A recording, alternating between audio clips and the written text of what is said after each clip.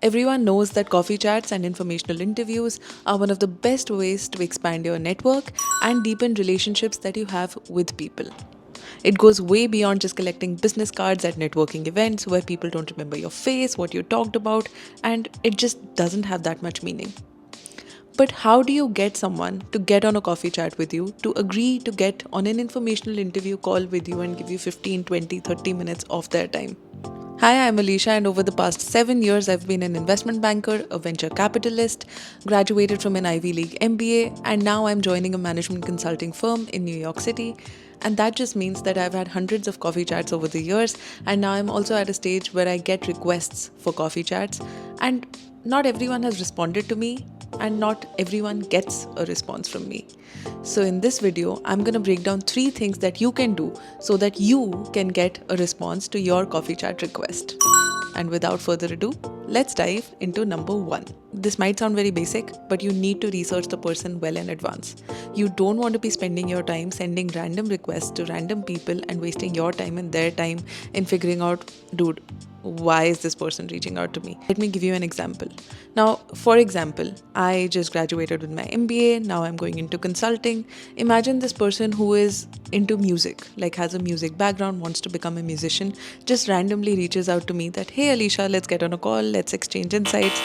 Like, I don't want to spend 15 minutes of my time getting to know this person. Like, what do you want to know from me? What do you want to learn from me? Which is why it's very important that you know why you are connecting with someone. What is it that you want to know? Do you want a job? Do you want to learn more about some industry that you want to explore in the future? And make a list so that you know exactly who are the people you will be connecting with and reaching out to and asking for these chats. Now, taking my example again. So, if I want to pivot from consulting eventually into the world of media, and I reach out to someone in the media world trying to understand more about what they do, what is the kind of expectation that they have from their role, how have they grown in their career, it still makes sense.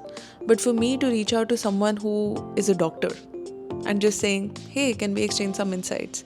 That doctor would be like, dude, who are you? Why are you connecting with me? You get it? Knowing who you want to reach out to requires a lot of introspection. It's not just like scanning through LinkedIn and figuring out, oh, yeah, these are 5-6 people that I can connect with. You need to really reflect on your future goals. What are some of the 2, 3, 4 things that you could want in your career? And then you make that list. And if you've done this introspection and reflected more deeply on your future career path and your goals, you move on to step number 2, which is writing a cold DM that gets a response. Now, there are good cold DMs and there are bad cold DMs. And usually the most generic ones qualify in the list of the bad ones. Now, what do you think is a generic cold DM? In my opinion, something that's like, hey, I want to learn more about your experience, that qualifies in the list of very generic messages, and you should avoid sending such messages at all costs. A good cold DM is brief, to the point, and has a clear ask. If you have all these 3 ingredients in your messages, you will most likely get a response. And if you want more guidance on how to craft a good cold DM, I have a few templates which you can find for free in the description below, so feel free to download them if you're in need. And try to avoid keeping your messages generic, but also like a long paragraph listing your entire life story and your background. No one has the time to read all that. And if you expect someone to spend all this time reading your messages, they will not even go till the end and just ignore your email, because most likely that person is only spending a couple of seconds in figuring out, oh, is this person worth talking to or not? Does this person really need something from me? Can this conversation really help them beyond like a basic Google search? So ensure that you have put some depth into your email but have kept it brief, and you will be in a good spot to get a response from the person you reach out to. But in case you don't get a response, should you follow up or should you not? And this is where step number 3, which is the rule of 3, comes in. If you don't get a response from someone, it's okay. You can follow up. You can follow up to 2 more times. So rule of 3 means that the first email that you send or the first DM you send is the first reach out that you do. The second one is something you do a week later if you don't get a response. And the third one is a week after that.